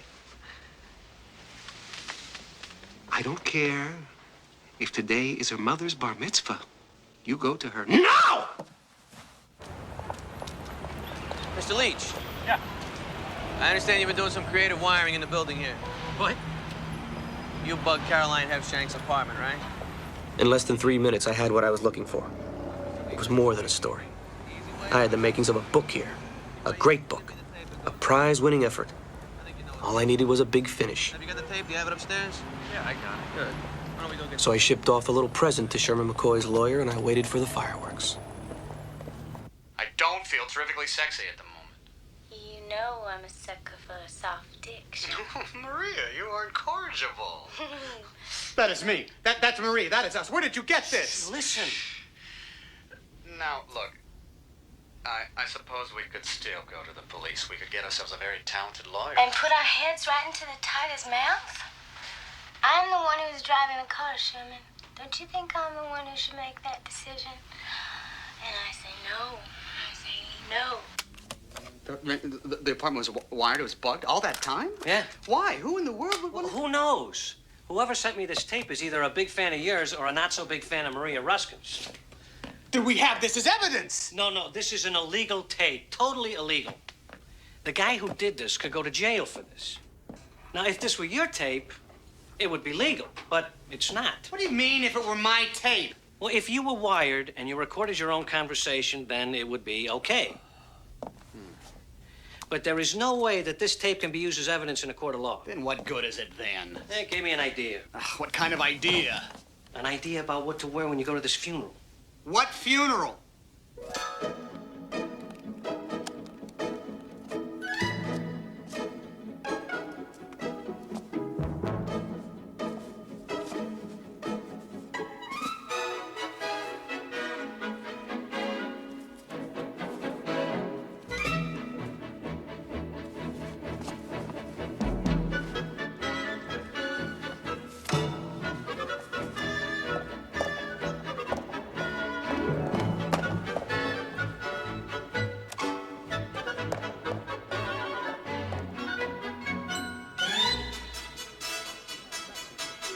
Please be seated.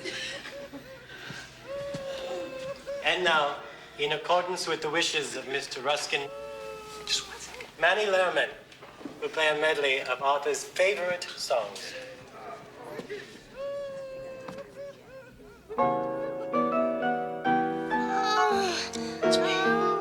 Every time it rains, it rains. Pennies from heaven. Don't you know each cloud contains pennies from heaven?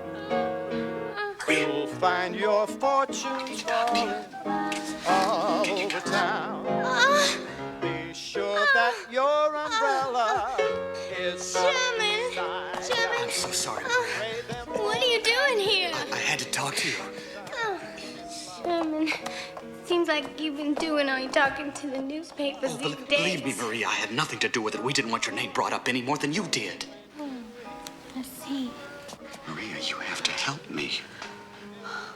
But how can I help you? Well, this may sound like a strange request, but you could start by telling the police what really happened that night. Sherman, you are the sweetest thing. I'm not sure anybody knows what really happened. No? Not anymore. Oh, God. Oh, God. Oh, God. Oh, God, Sherman. Oh, God, Sherman, there's something about funerals that is so stimulating. My panties have been wet all morning. I swear. I'm back on top. No, Maria, stop. What is wrong with you? Why are you all hunched over like this? Maria, we have to What is this on your back? My what? This lump, this thing, this piece of That's metal? my belt. No, you don't have a belt buckle in the back. Well, it's There's some sort of subterfuge afoot here, isn't there? You are secreting something on your body. No, Maria, I want to don't. see Are what you it is. crazy? Shut up! A hidden microphone? And a wire? Sherman! Oh, Sherman! Sherman, you rotten, dishonest bastard! I didn't want to do this, Maria, but you gave me no choice. Mrs. Ruskin? Oh, go away, whoever you are! I'm so sorry, Mrs. Ruskin. I'm Jed Kramer. I'm with the office of the district attorney. District attorney's office? My, Mr. McCoy. I'd say your goose is just about home fried. I have protected you, Maria. I have been a gentleman about this. I have done my best to keep your name out of the papers. Now you have to help me. You have got to do the right thing. Never, never, never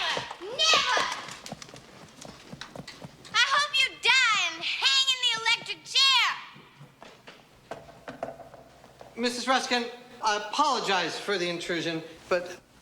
He's gone! I know, and I'm sorry for your loss. He just ran out the back door. Who? Sherman McCoy! Jesus. I'm sorry if I alarmed you, but he was acting very strange. Where am I, manners? My name is Maria Ruskin. Yes, I'm Kramer. I'm Jed Kramer. Jed. I'm the assistant district attorney, Bronx County. I see. What a handsome district attorney you are, too. Well, we have a lot to talk about now, don't we? Yes, we do. Yes, because if I'm going to testify, I'm going to need to know what I should and should not say. You could start by telling the police what really happened that night. Sherman, you're the sweetest thing. I'm not sure anybody knows what really happened that night. Not anymore. Oh, God. Oh, God. Oh, Sherman.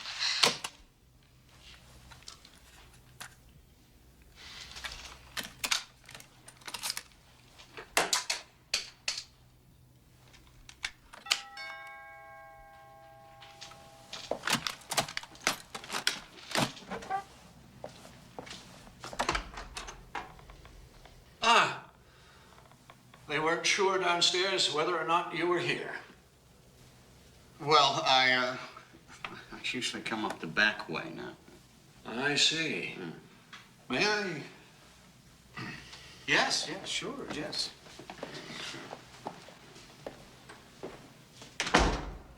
It's all gone. Everything. Yeah, Judy, She's gone, too. yes. She moves quickly. Well, she's got a good lawyer. I'm not sure I ever really liked her, your wife. No, of course not. Or this apartment, for that matter. For what it cost, for what you paid for it. Or the furniture. Or my car, or my job, my clothes, my life, my money. Christ, you have not come up here. You did not come all the way here on a fucking subway, probably, to tell me now. No, I am not at this late date going to get the ethics and morality speech. Not now. Not when I have to do what I'm going to do in the courtroom tomorrow. If you've come here to give me that, Jesus Christ. I'm sorry, I came here to... I don't know how to do this. You didn't call. We wanted to help. I came to say that we are here for you, that you are our son, and that we love you. We, I don't mean we. I mean I. I love you. That's all. Please.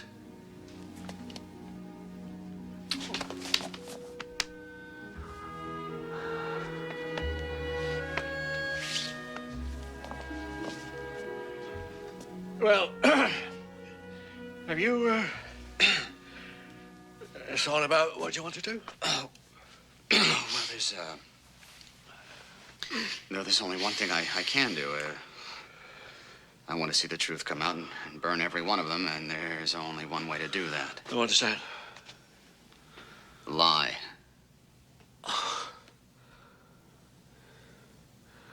You know, I have always been a great believer in the truth. I've lived my life as honestly as I can. I believe in the truth as an essential companion to a man of conscience. A beacon in this vast and dark wasteland that is our modern world. And yet... Yes. In this case, if the truth won't set you free,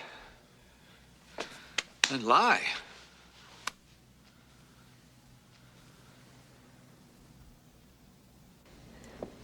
Did this incident take place on the ramp to the expressway or on the avenue itself? Well, on the avenue, right on the street. Oh. So Was there a barricade or an obstruction of any kind that forced the car to stop? No, there was nothing like that at all. Well, just one last question, Mrs. Ruskin. Who was it who was driving the car when Henry Lamb was hit?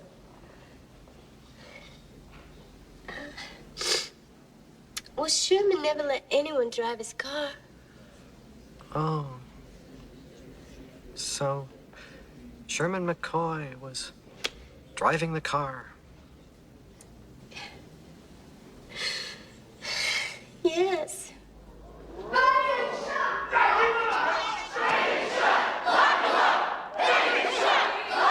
Listen! Chill, everybody, chill! And there it was, my friends. The end of Sherman McCoy. It certainly wasn't the ending I was hoping for. All my work, all my efforts down the tubes. My hero was gone. Finished. Maria might just as well have put a gun to his head and pulled the trigger. She and everyone in this courtroom. I could see a wave of triumph wash over them.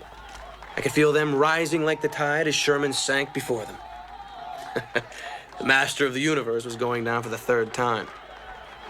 It was all over. There was no hope now. The darkness closed in around them. And then I noticed the most peculiar thing. Sherman was smiling. You people settle down! I will have you all thrown out! You are out of order! Order in here! Order! Order, I say!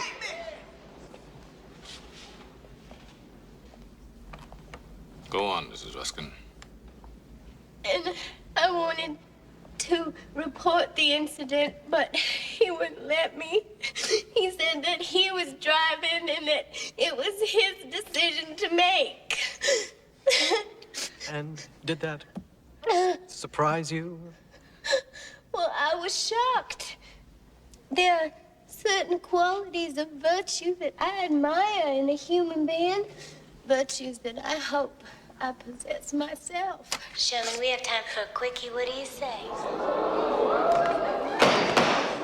$600 million. Possibly my job. I don't feel terrifically sexy at the moment. You know I'm a sucker for a soft diction. Maria, you are incorrigible. Now, look, I suppose we could still go to the police. We could get ourselves a very talented lawyer. And put our heads right into the tiger's mouth? I'm the one who's driving the car, Sherman. Give me that! Get the hell out of here, you moron! Order! Order! Kramer, what are you doing? Order! Yo, just a damn white boy! Order in here, goddammit, order!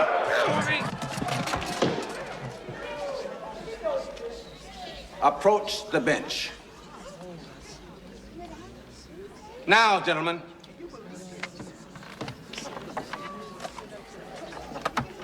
Damn it. That can't be you.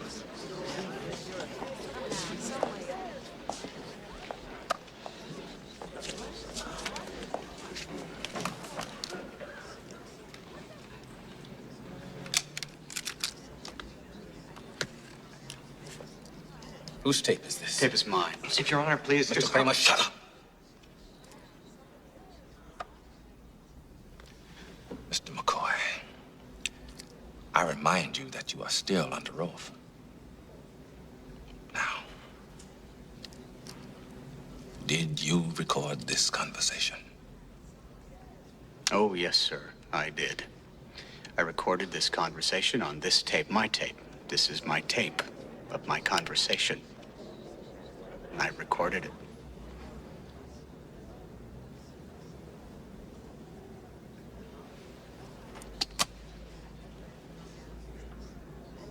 Get out of my face. All of you. Are we gonna let them get away with this bullshit? Order! Order!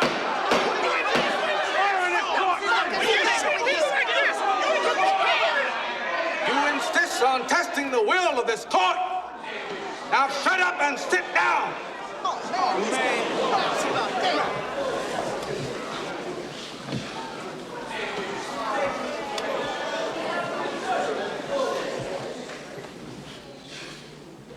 Very well. In the case of the people versus Sherman McCoy, based on the evidence contained in this recording, I'm ordering the indictment dismissed in the interest of justice. Justice! Justice! You call that justice? That's not justice, you racist pig! Racist?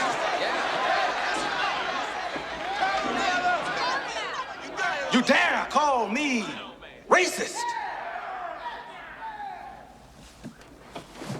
Well, I say unto you, what does it matter the color of a man's skin if witnesses perjure themselves?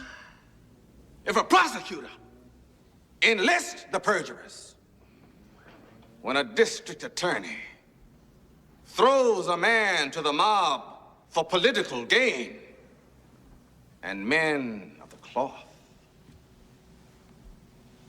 men of God, take the prime cuts.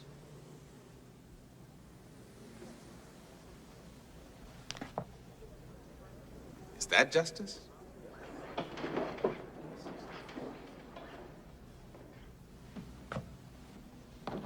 I don't hear you.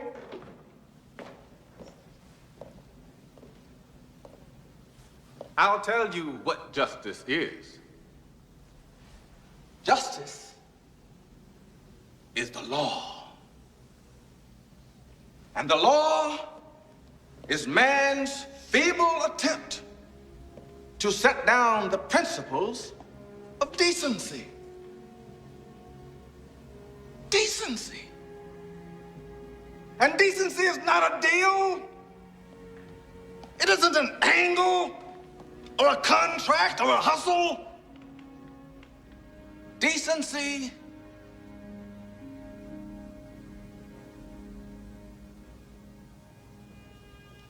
Decency is what your grandmother taught you. It's in your bones. Now you go home. Go home and be decent people. Be decent.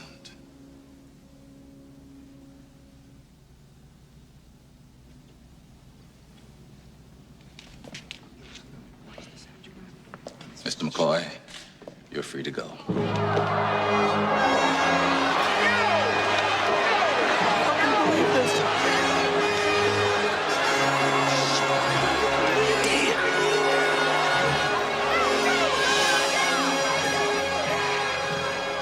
And so we come to the end of our story.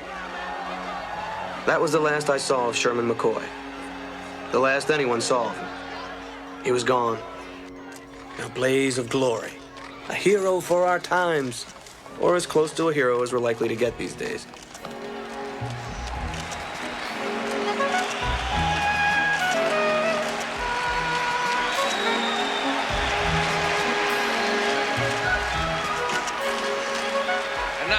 Further ado, the man of the moment. Winner of the Pulitzer Prize, the National Book Award, and just about every other prize you can win. Ladies and gentlemen, Mr. Peter Fallow.